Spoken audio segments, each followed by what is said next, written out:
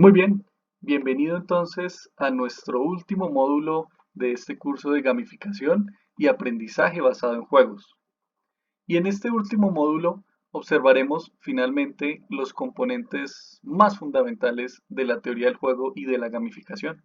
Y para ello entonces haremos una visión muy estructurada de cuáles son las dinámicas, las mecánicas, la interacción y los componentes fundamentales a la hora de diseñar estos juegos o este aprendizaje basado en juegos. Y para ello entonces tendremos unas inquietudes interesantes como por ejemplo, ¿qué elementos necesitamos para diseñar un juego efectivo?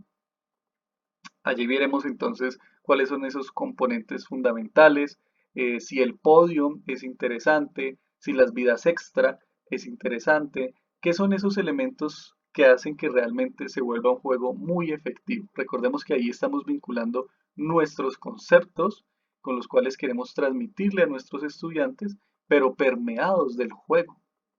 Luego también veremos las dinámicas, las mecánicas y los componentes y la pregunta es, ¿cuáles de todas estas estructuras que existen realmente son muy funcionales?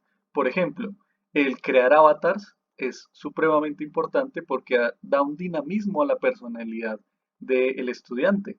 Luego también compartir con otras personas, ganar premios, tener medallas, acceder a niveles extra, todo esto es sumamente interesante a la hora de diseñar un juego y eso lo tenemos que tener en cuenta ya en el capítulo de dinámicas, mecánicas y componentes. Vamos a ver muchísimo contenido allí sumamente interesante para que tengas en cuenta a la hora de diseñar un juego. Y nuestras últimas preguntas se enfocan en cómo elaborar una actividad, cómo hacerlo desde lo mínimo, es decir, construir una actividad. ¿Cuáles serían esos elementos importantes a la hora de diseñar una actividad? Entonces veremos que la motivación es importante, que la retroalimentación es importante y todo esto se vincula entonces al componente de la emoción. En definitiva, la gamificación y el cerebro juegan un papel muy importante en el aprendizaje. Tendremos una actividad para terminar y muchos videos ilustrativos al respecto. Entonces, bienvenido a este último módulo y iniciemos.